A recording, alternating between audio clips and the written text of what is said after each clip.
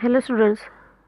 Okay, we have moving towards our next point, that is the skeletal muscle relaxants, which is the new chapter, but it is come under the drugs acting on the central nervous system. Okay, central nervous system च्या under जे category येतात, सेडेटिव्ह hypnotic असेल किंवा pharmacological agents असतील जे आपण last लेक्चरमध्ये बघितले. ओके, सो त्याच्याच अंडर स्केलेटल मसल रिलॅक्झंट्स येतं. याच्यानंतर आपण लोकल अनॅस्थेटिक आणि जनरल अनॅस्थेटिक असे दोन टाईप बघणार आहे. And then we will complete our central nervous system part. Okay, so skeletal muscle relaxants. Okay, त्याच्या नावातच आहे the drugs which relaxes the skeletal muscles. Okay, so बोन्सच्या अराउंड किंवा मुवमेंटसाठी जे मसल्स जनरली यूज केले जातात त्याला स्केलेटल मसल्स असं बोललं जातं. Okay, so skeletal muscle relaxant. So the drug which causes skeletal muscle relaxation by blocking the transmission of the nerve impulse across the neuromuscular junction are called as a skeletal muscle relaxants. Okay, so याआधी पण मी explain केलेलं होतं.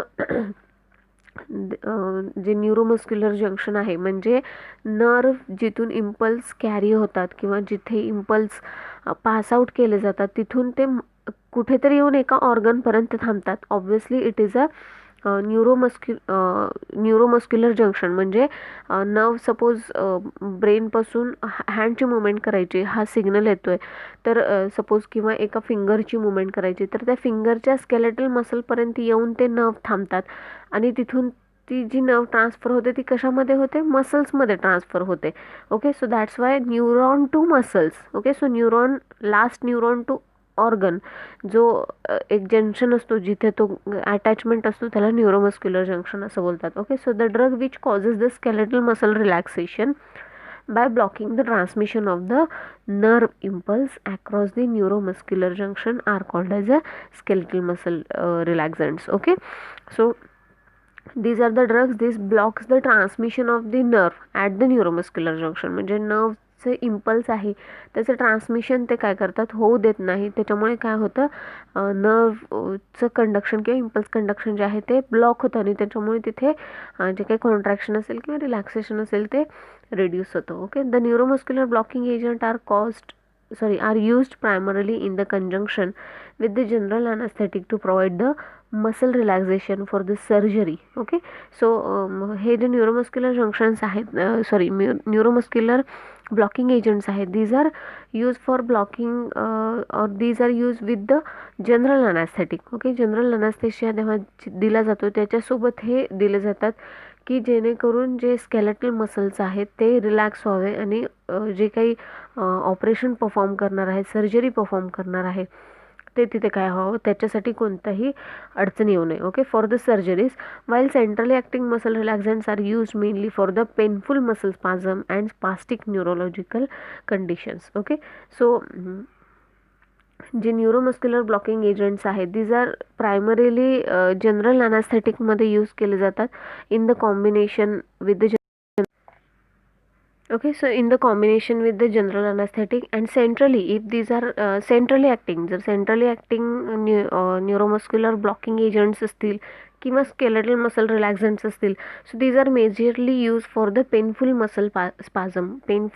स्पाझम जे आहे त्याच्यासाठी ते majorly use केले जातात. किंवा spastic neurological conditions means what, in this condition there is a imbalance between the signal which is transfer from the central nervous system. Okay, central nervous सिस्टीमपासून सिग्नल ट्रान्सफर होण्यामध्ये इम्बॅलन्स असतो, त्याला spastic neurological conditions म्हटलं जातं. So त्याच्या under वेगवेगळ्या different categories येतात, different disorders येतात. ओके, तर जनरली स्केलेटल मसल रिलॅक्झंट जे आहेत ते कशासाठी यूज केले जातात, these are use for as a painkiller we can say. Okay, so हे as a muscle spasm reduce करण्यासाठी यूज केले जातात और स्पास्टिक न्यूरोलॉजिकल कंडिशन्समध्ये यूज केले जातात. As well as this can be use in a combination with the general anaesthetic. Okay, general अनॅस्थेटिकमध्ये सुद्धा मसलचं रिलॅक्सेशन, स्केलेटल मसलचं रिलॅक्सेशन होण्यासाठी हे यूज केले जातात. Okay, so there is a classification of neuromuscular blocking agents और we can say the skeletal muscle relaxants. Both are the same things. Okay, so classification जे आहे it is very rarely asked I can say. याचे properties majorly खूप बऱ्याचदा विचारलेले आहेत. What is the use of neuromuscular blocking agents, हे question खूप वेळा विचारलेले. But still we need to go through the classification. So neuromuscular blocking, there are total 3 classes. Actually 4 classes are there, but again miscellaneous become more vast. So परत syllabus खूप vast होतो, म्हणून आपण थोडंसं 3 क्लासमध्ये याचं क्लासिफिकेशन बघतोय. Neuromuscular blocking agent, directly acting agent, and third one is the centrally acting muscle relaxant. Okay, so first one, neuromuscular blocking agents. These are again divided into 2 classes, that is the non-depolarizing and the depolarizing blockers. Okay, so non-depolarizing again divided into 3 classes depending on their action. So long acting, these are nothing but the diterbicarine, pancuronium, or the doxycuronium. Intermediate acting are the vancuronium, atracuronium.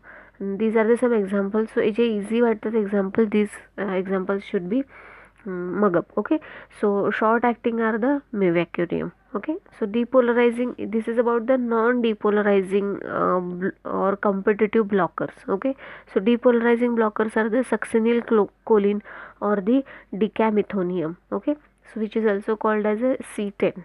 Okay, so directly acting, these are dantrolene sodium and the quinine. Then centrally acting muscle relaxant, these are again divided into the 4 classes. First one is the benzodiazepines, as we have studied these. Okay, diazepam or the clonazepam. GABA derivative, which are nothing but example is the baclofen, and the mefensin group, which contain the example carisoprodol, and the chlorzoxazone, and the central alpha 2 agonist, these are the tizanidine. Okay, so these are, it is the example of the skeletal muscle relaxants. Okay, so what is the mechanism of action? So basic mechanism of action आपण इथे बघणार आहे. So first one, how non-depolarizing agents act. Okay, so these are competitively inhibit the nicotinic NM receptor of the acetylcholine at the neuromuscular junction. So म्हणून मी जेव्हा आपण start केलं होतं, जो बेसिक स्टडी करत होतो, ॲसिटाइलकोलिन असेल किंवा ॲड्रेनालिन, म्हणजे जे सेंट्रल नर्वस सिस्टीमचा बेस असेल किंवा ANS ऑटोनॉमिक नर्वस सिस्टीमचा बेस असेल, तो स्टडी करताना आपण तिथे न्यूरो ट्रान्समीटर बेसिकली कसे ॲक्ट होतात, ते त्याच्यासाठी कोणते कोणते रिसेप्टर्स असतात, तो स्टडी केला होता. जर तुम्ही विसरला असता तर please one more time you should be go through that. Okay, so दिस मग याच्यामध्ये नॉन डिपोलरायझिंग एजंट्स जे आहेत ते काय करतात, these are competitively inhibit the nicotinic NM receptor. Okay, nicotinic NM रिसेप्टरला ते इनहिबिट करतात ऑफ द ॲसिटाइलकोलिन, म्हणजे जिथे ॲसिटाइलकोलिन निकोटिनिक रिसेप्टर आपण बघितलं, nicotinic receptor are majorly present on the skeletal muscles. तर हे काय करतात, स्केलेटल मसल्सवरचे जे NM रिसेप्टर आहेत त्यालाच ब्लॉक करतात, which are present at a neuromuscular junction, so that acetylcholine is not able to bind. त्याला ब्लॉक केल्यामुळे काय होतं, ॲसिटाइलकोलिन तिथे बाइंड होऊ शकत नाही, आणि त्याच्यामुळे stimulate the NM receptor, therefore muscle is not able to respond to the impulse. Okay, त्याच्यामुळे काय होतं, बाइंड केल्यामुळे तो ब्लॉक होतो, आणि जे इम्पल्स येणारी आहे त्याला तो कोणताही रिॲक्शन देत नाही, म्हणजेच रिस्पॉन्स करत नाही त्या इम्पल्सला. Okay, next is the depolarizing agent. तर डिपोलरायझिंग एजंट कसे काम करतात, this causes repetitive excitation of the muscle fibre by opening the sodium channel.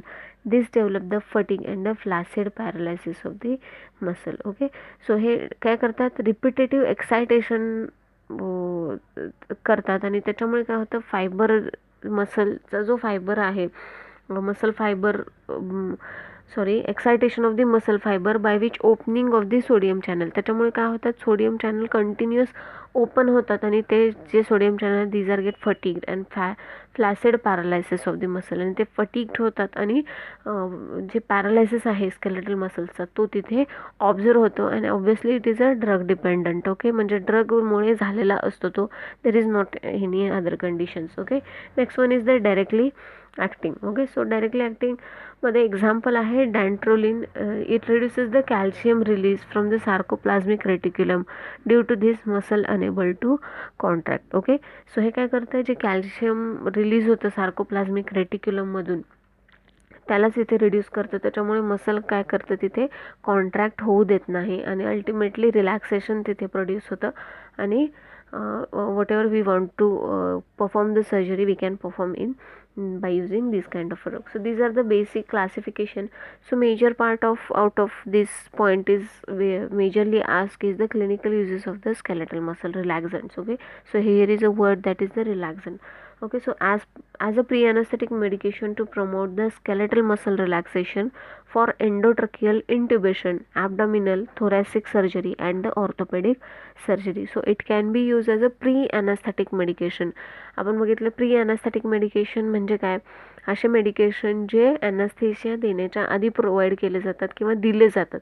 तर कोणते असतात त्याच्यामध्ये, जनरली अँटी इमेटिक्स असतात किंवा असे मसल रिलॅक्झंट्स असतात किंवा अँटी एन्झायटी ड्रग्ज असतात, की म्हणजे जेव्हा पेशंट सर्जरीला जाणार असतो ही मे फील अँझायटी. ओके, घाबरू शकतो तो. सो म्हणजे कंडिशन बघून generally pre anaesthetic medication provide केले जातात. सो एन्झायटी होत असेल तर अँटी एन्झायटिक दिले जातात. स्केलेटल मसल रिलॅक्झंट जर अशा सर्जरीज मोठ्या मोठ्या प्रोव्हाइड करायच्या असतील तर स्केलेटल मसल रिलॅक्झंट्स दिले जातात. Okay, so depending on a need. Okay, घाबरून किंवा येस एन्झायटीमुळे सुद्धा बऱ्याच लोकांना वॉमिटिंग होऊ शकतं. So in such cases antiemetic drugs तिथे दिले जातात. So these are all are the pre anaesthetic medication. Okay, हे सगळे प्री ॲनेस्थेटिक मेडिकेशन्स आहेत. सो हे जे प्री ॲनेस्थेटिक मेडिकेशन आहेत हे कधी कधी दिले जाऊ शकतात. त्याच्या अंडर हे स्केलेटल मसल रिलॅक्झंट्स येतात. मग ते इंडोट्रिकियल इंट्युबेशन असेल किंवा ॲबडॉमिनल किंवा थोरॅसिक कॅव्हिटीचं जर काही सर्जरी असेल किंवा ऑर्थोपेडिक सर्जरी असेल तर ते यूज केले जातात. Okay, then in electroconvulsive therapy to avoid the convulsion. Okay, so electroconvulsive therapy is nothing but the therapy used in a psychotic condition. Okay, psychotic कंडिशनमध्ये जी ड्रग्स दिले जातात किंवा पर्टिक्युलर थेरपी यूज केली जाते, कन्व्हल्जन create केले जातात electric current देऊन, त्यावेळी कन्व्हल्जन येऊ नये म्हणून असे स्केलेटल मसल रिलॅक्झंट्स यूज केले जातात. Okay, so in case of a status epilepticus आपण शिकलोच आहे व्हॉट इज इपिलेप्सी. स्टेटस एपिलेप्टिकसमध्ये हा यूज केला जातो. Then in acute muscle sprain to overstretching of a muscles or tearing of a ligament or the dislocation. So muscle sprain is nothing but the tearing of the muscle और ligament. Okay, over stretching झाल्यामुळे मसल्सचं काय होऊ शकतं, तिथे टिअरिंग होऊ शकतं किंवा dislocation होऊ शकतं. ते अवॉइड करण्यासाठी किंवा ते झालं असेल तर त्याच्यासाठी काय केले जातात, स्केलेटल मसल रिलॅक्झंट्स दिले जातात. And last one is the spastic neurological disorder which are nothing but the hemiplegia, paraplegia और the spinal injuries. Okay, so spastic neurological disorder आधी पण बघितलं आपण वरच्या पॉईंटमध्ये. So these are nothing but the imbalance in the signal into the CNS. Okay, CNSमध्ये जर imbalance होत असेल सिग्नलसाठी तर अशा कंडिशनमध्ये वेगवेगळे डिसऑर्डर्स तिथे ऑब्झर्व होऊ शकतात. लाईक द हेमिप्लेजिया असेल, पॅराप्लेजिया, अशा कंडिशन्समध्ये काय केले जातात, स्केलेटल मसल रिलॅक्झंट्स यूज केले जातात. Okay, so these are the some clinical uses of the skeletal muscle relaxants. So directly we are going to see the example of the drug which are very simple and very common. जेव्हा तुम्ही practice कराल तेव्हा हे जे पहिले example बघतो it is very common. हे first आणि लास्ट हे खूप कॉमनली आहेत. सो या ड्रगचे डोस आणि adverse effect you should be by heart. Okay, so drug is the chlorzoxazone which have a brand name Flexon MR or the Flammer MX or the Mobizox. Okay, so Flaxon MR it is very commonly used. Okay, so where it is used in a painful muscle spasm associated with the musculoskeletal condition. Okay, muscle spasm जर होत असेल, जर musculoskeletal काही condition असेल सोबत muscle spasm पण होतं, in such cases this can be used. So initially 500 milligram oral dose should be given 3 to 4 times in a day, but afterward it should be reduced to the 250 milligram and maximum dose should be up to the 750 milligram. Okay, so basically तुम्ही लक्षात ठेवू शकता, खूप easy आहे. 500 मिलीग्रॅमचा म्हणजे जेव्हा higher pen असेल, म्हणजे मस्क्युलोस्केलेटल कंडिशन म्हणजे काय, ऑर्थोपेडिक सर्जरी सपोज झाली असेल पर्सनची and he is suffering from the muscle spasm. In such cases काय करू शकतो, असे ड्रग्स आपण देऊ शकतो. ओके, म्हणजे मग इनिशियली जेव्हा pain is at a little higher side, in such cases dose should be 500 milligram and it should be up to 3 to 4 times in a day. Afterwards dose should be reduced, it should be up to the 250 milligram and 3 to 4 times in a day, but the maximum dose can be given, that is the 750 milligram 3 to 4 days. Okay, so what are the adverse effect? Gastric irritation म्हणजे acidity वाढवते, त्याच्यामुळे जळजळ होते पोटात, lethargy, headache, jaundice और the orange और the purple urine and the sedation. Okay, lethargy म्हणजे आळशीपणा आल्यासारखं होणे. Okay, so these are the some side effects of these drugs. Okay, next one is the baclofen, which have a brand name Leofen and the Baclofen, and it is used in a severe chronic spasticity. Okay, severe chronic spasticity म्हणजे जेव्हा severe chronic फॉर्ममध्ये imbalance होतो सिग्नल्सचा. In such cases this can be use into the central nervous system. Okay, not in the ANS. Okay, so 10 milligram oral TID for the 3 days and maximum dose should be up to 100 milligram daily. Okay, so sedation, drowsiness. आता तुम्ही हे लक्षात कसं ठेवू शकता, हा drug बॅक्लोफेन जो आहे it is used in a chronic spasticity. Chronic spasticity हा डिसीज कशाचा आहे, सेंट्रल नर्वस सिस्टीमचा आहे.